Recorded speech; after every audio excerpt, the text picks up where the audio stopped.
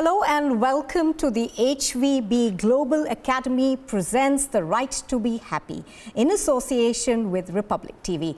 As the world is updating at a lightning speed, the conventional methods of teaching are becoming increasingly obsolete. While many acknowledge this issue, a few have come up with a solution, and the HVB Global Academy is one such institution.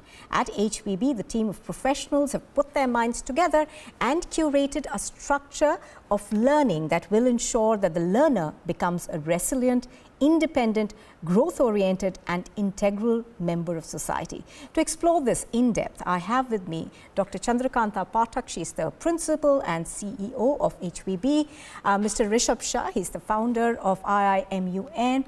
Mr. Vallabh Bhansali, he's an alumni of the HVB Global Academy and the chairperson of the ENAM Group. And Dr. Ranganathan, he's a professor at the Special Center for Molecular Medicine at the JNU. Welcome all of you, and thank you very much for joining us. Okay, so Dr. Pathak, just beginning with you now. Can you tell us how the Academy essentially has evolved over the years to impart knowledge and skills in the best possible way? HVB Global Academy was founded in 1963. The full form of HVB is humanity, versatility and brilliance. Earlier it was SSC. We have moved with time because we all know change is the reality. From SSC to National Curriculum ICSE, then IBDP, that is your International Baccalaureate Diploma Program. And today we are complete Cambridge pathway. We are the first institution, you can say, across the globe who has got affiliation with Cambridge for earlier program for the student who are just 2.5 or 3-year-old till 18. I'll just say why we have switched over to Cambridge, not for a glamour. I connect with this curriculum as our ancient traditional method of education, which was Gurukul Shishya Parampara. There were no structured curriculum that you have to study only A for apple or only math, science. Number of things we were taught in a practical way, and this curriculum gives me that flexibility, because even today if I go, most of the places there is a rote learning, and that is what HVB doesn't believe in, because children are the priority.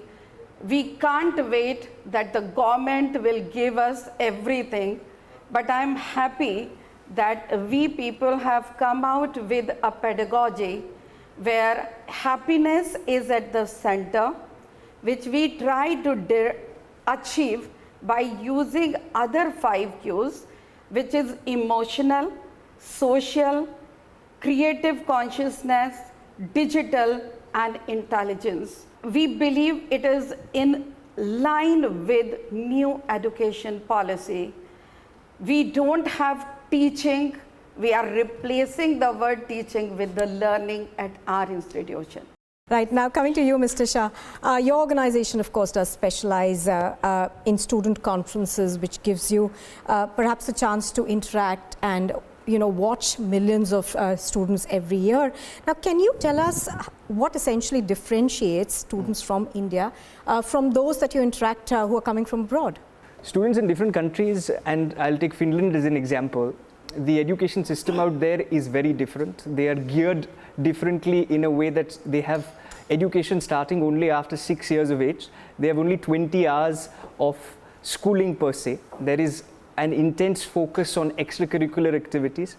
And when you look at countries such as India and in the subcontinent, one of the things that I see and I notice is that we've got very smart students coming through, but the focus is more on rote learning. We have about 30-35 hours of academics alone that a student has to go through. And that, I think personally, when you start studying at the age of 3 and always wanting to finish first in school, I think perhaps that's the wrong way of going about things. Oh, yes, absolutely. As you're pointing out, I think, I like the Finnish example because most students in India will just love this idea of having to study less.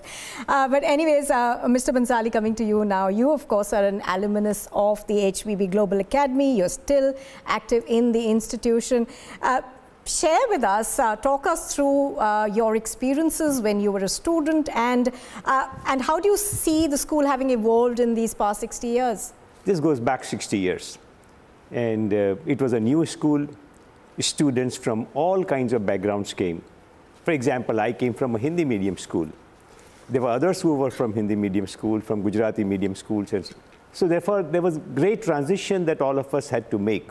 But there was something about the school. The early principals, Mr. Kulkarni, and then, of course, the legendary Mrs. Daruwala. The kind of passion they had to get students ahead in life was just amazing. And therefore, the ethos of the school right from the beginning, now this is getting formalized in some manner, was of a Gurukul. That it is the passion of the Gurukuls. What is at the heart of a Gurukul? As you said, it is not the government, it is the teacher. It is Samarpan to Guru, and it is Guru Samarpan to the students who make a whole ecology. And that's what the school had in some manner. That's why, our passion and dedication to our principal. So it is so wonderful to have somebody like Dr. Pathak now, trying to formalize it, align it with the new education policy in a manner. Well, the state is very important in today's times. So it's so wonderful to see this whole journey of 60 years. This school produced great alumni, and now is becoming a leader in this new form of education with, what is called learner-centric, happiness-centric. Coming to you, Mr. Ranganathan, you come across a lot of energy, young energy, rather every day. Now, what do you think can be done to boost cognitive skills of students at the school level? Because that's where the base actually comes from. Let me just try and elaborate on what Dr. Pathak said, because I think she really summed up the whole thing in a couple of minutes, because when she elaborated on the acronym of HPV itself, it occurred to me how similar it is to what Darwinian evolution is to begin with. Many people misinterpret Darwinian evolution as being just survival of the fittest. It isn't, because that is what leads to social Darwinism, and that's wrong. A huge chunk of the endowment of Darwinian evolution or theory of evolution is empathy, is brilliance, versatility, and humanity. Let me give you the example when we talk of cognition. The whole avenue of teaching is education, but imparting so that you exploit not only your, but also your students' cognitive abilities. It is all to do with cognition at the end of the day. The understanding knowledge is useless without cognitive abilities. And you can see it from human evolution itself. Our brain is 3 times the size of our closest ancestor, the chimpanzee, that shares 98.4% genome to ours, but yet our brain is 3 times the size. Now, that is only because of our cognitive abilities allowed us to survive and to thrive. And to see Dr. Pathak talk about this, if not in wholly scientific terms, but in something which is so close to Darwinian evolution is really remarkable. And just to end, when we talk of cognitive abilities, thousands of years ago, you had huge libraries that would impart education. You had Nalanda, you had Atlantis. Well, things have changed. Now, the biggest library is in the hands of the student. It's Google. How do we change? How do teachers adapt? Everything is melted. There are no specialized domains. There is no science or humanities or mathematics.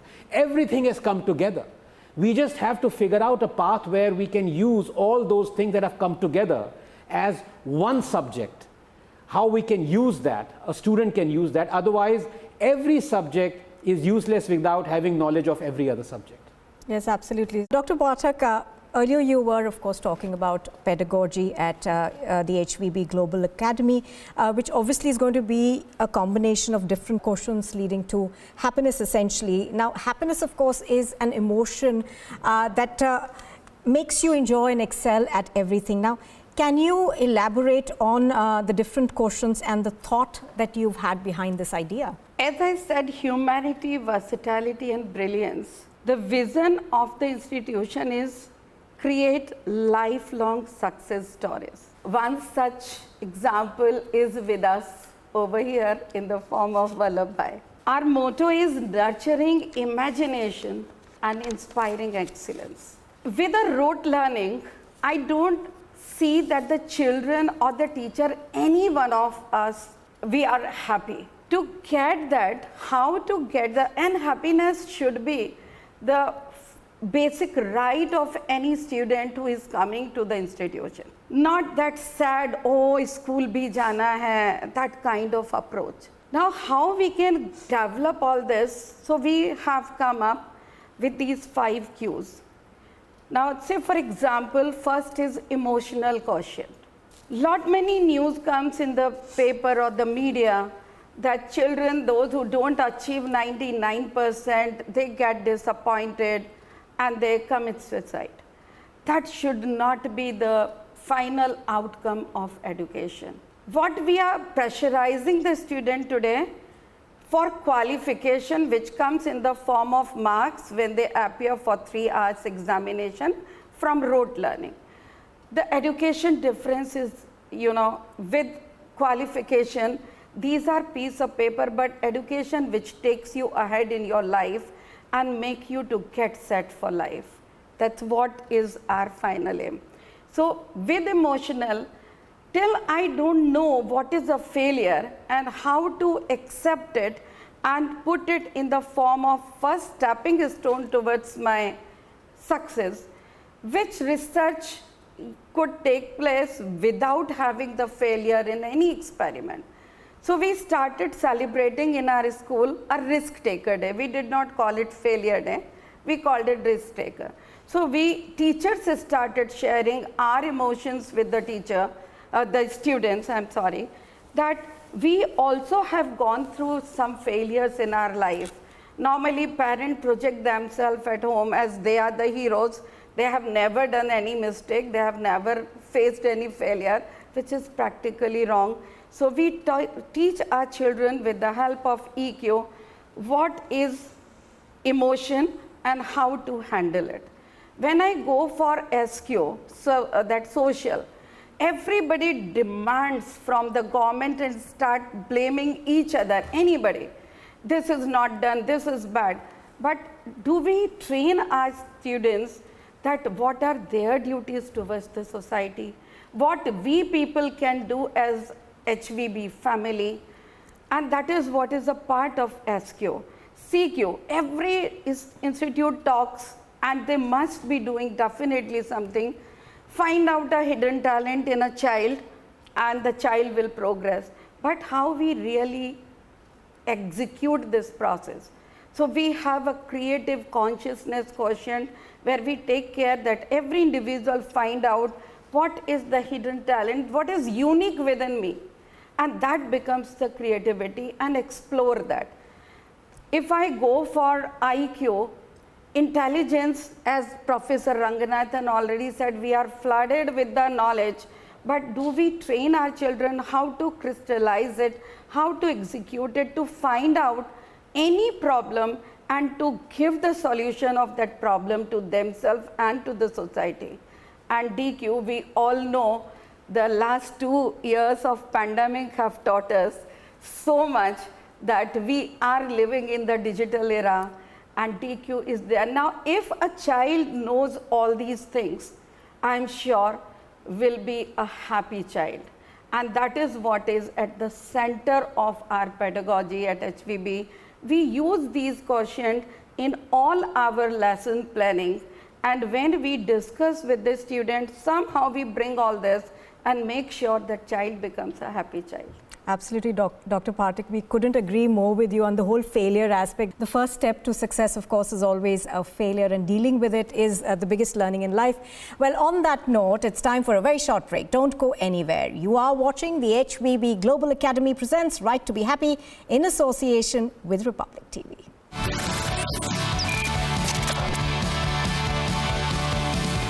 Welcome back to the HVB Global Academy presents Right to be Happy in association with Republic TV. We're going to continue our discussion over here. Dr. Pathak, you were, of course, talking to us about the pedagogy that you've adopted. The government, of course, has realized that they've made changes to the new education policy. Now, how does your school's approach essentially align with the government's? Government is also focusing now on skill development. Because you can't have only the degrees or the qualifications in your hand. You need to have the skills to deal with this information, finding the problems and giving the solutions to the society to become its valuable member. We have come up with a curriculum. It is designed only and only by HVB Global Academy teachers, dedicated staff members. We have not taken any help of any other professional. Curriculum is organically designed only by HVB. We have given it the name RIGHT, R-I-G-H-T. R is resilience, I is independence, G is growth, H is happiness, and T is toolkit. We have 7 goals in it. The first one is environment and nature. We all say save planet Earth, but how do we train our students to give a ode to the nature and save the environment? The second goal is nature. After that, we connect with nutrition and health. We get our nutrition from the nature and the environment. So how the nutrition connects with the health? We say don't eat junk food, but do we tell them that if you will take excess of synthetic sugar, it can give you or harm you as the liquor gives you the liver disease? From there, then we move to the third one, human brain and its need. When we talk about brain, we also talk about the brain and mind, how what you eat, what you do, how it changes or impacts your mood. Then we move to the next, digital life and health, where we talk about not only how to use the technology, we also guide them what is cyberbullying, what is a cybercrime, what is ethical hacker, everything. So they know and they equip themselves. We then move for friends, family, society, which I told you in SQ, what are their rights is different, what is their duty should also be taught. And if I have good friends, I am happy, I know my duty towards my family, I'm definitely going to be a happy person. Then we move to home engineering. 45 years back when I was a student, I am a science student and professor, I am also a chemistry person. So I was not aware at least how to prepare a check, what is a balance sheet, how to invest. So we decided that let the children have some curriculum where science children know something about these things of commerce or art, and the other students should also know what is, if there is somebody sick at my home, how I can give a first aid treatment. And last but not the least, and the most important, is money management and wealth creation. Wonderful. Mr. Bansali, coming to you. You're of course a thought leader. You're someone all of us admire. How important do you think is it for all schools to implement financial planning, money management, modes of investment, and wealth creation, which is so little talked about in our country? For me, my inside is my universe, and connecting to my core is the most important thing. I think whatever we do in terms of the 7 chapters or etc., I would urge the school that we bring out this aspect that connect to your core. Finance, of course, is very important, but if you overemphasize this, it will become counterproductive. This is the problem of the world in any case, that success is defined as money. So we should teach finance just along with a lot of other subjects, but this emotional independence, to be curious about the world, to be enthusiastic and confident about experimenting with it, ready to be disappointed. With that approach, you can teach many subjects. Oh yes, absolutely. Mr. Raghunathan, if I could come to you, she was talking to us about the right curriculum. Do you think that there are too many drawbacks to the old method, and do you think perhaps the new approach is a perfect solution, at least in these times? May I politely disagree with my fellow panelists? I think wealth creation is terribly important for the alumni of the school. They are the ones who are going to take the school further. But on the other side, I think it's not so much as dissing the old methods. It is adaptability. You constantly adapt. So our ancestors weren't dumb. our ancestors weren't thick or incapable. It was just that they had adapted perfectly to what their environment was. And we have mutated, we have changed. So it is never about that the old system was old and it had to be junked. No, it's just that we have to constantly adapt ourselves. And here I'll say it's not so much as knowing or important as how you teach, or it is as important the thing as how you teach as what you teach. I think both things have to go hand in hand. You can have the best methods of teaching, but if your course or your books are archaic and have not adapted to the current atmosphere, it's useless. The other way, corollary is also there. You can have the best books, but if your teaching methods are antiquated or not adapted well, it's the same thing. It's almost like when ma'am talked about skill sets and everything. So the whole thing is hand in hand. You need fantastic new books, curriculum, but you also need fantastic new methods to teach that curriculum. That's very, very well put. Mr. Shah, if I could come to you, we are all talking about how competitive our lives have become. The modern education system is pressure-driven. It is highly competitive. It does take a toll really on mental health of students.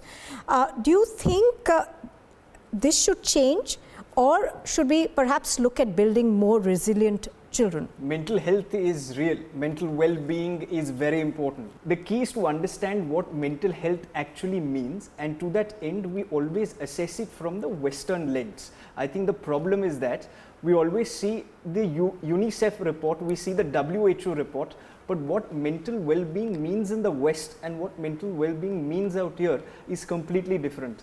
And to that end, I don't think 1 in every 7 children in school suffer mental health issues. Therefore, can we build more resilient children? Definitely. And can we also perhaps educate them a little better on what actually mental well-being means, what mental health issues are, and then perhaps develop a system to solve this problem in an indigenous way, as against seeing it from the Western lens. Absolutely. Dr. Pathak, just taking off from where he left off, now what is it that you at your school are doing to keep students away from this competitive pressure? We all agree that children are the priority. Change is the reality and collaboration is the strategy. At HVB, we don't have any examination till grade 7. It doesn't mean we don't assess them. We evaluate them by taking the internal assessment in a different way. There is a team work going on, some project. The teacher will assess from where to where the child has progressed.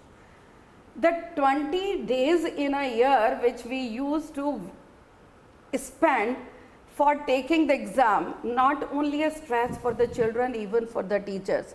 They have to set the paper, they have to correct the paper, they have to prepare everything, and the children that exam phobia. Now we utilize this time, teachers prepare new tools, and the children, they assess them. If any concept is not clear, they revise that concept and make sure that the child has understood. Because now the teaching or learning is not content based, it is concept based. Absolutely. Mr. Ranganathan, Mr. Shah and Mr. Bhansali, we're just going to sum this up. The road ahead, and perhaps what is it that we can do to improve our education system? Yeah, so I think the road ahead is, as I said, we have to come up with a curriculum which melts or fuses all subjects. I think the child or the student of the future has to realize that it is much better to be a jack of all trades than be a master of one. Mr. Shah. One of the best things that this curriculum is doing is that the anglicization of thought is now coming to an end. Interdisciplinary education, and I cannot but agree with Professor that I think it is the future. Mr. Bhansali sir, the last word to you. It is values that can make a happy world. I cannot be happy just by my knowledge and skill sets, etc., if I do not know how to relate to the world. It was wonderful having all of you here. Now that was it for today on discussion on the need for a modern teaching techniques that can be woven into the formal school curriculum. With an upgrade in teaching and learning practices, our students will carve a niche for themselves in the competitive times to come. Thank you all of you for being here. Thank you.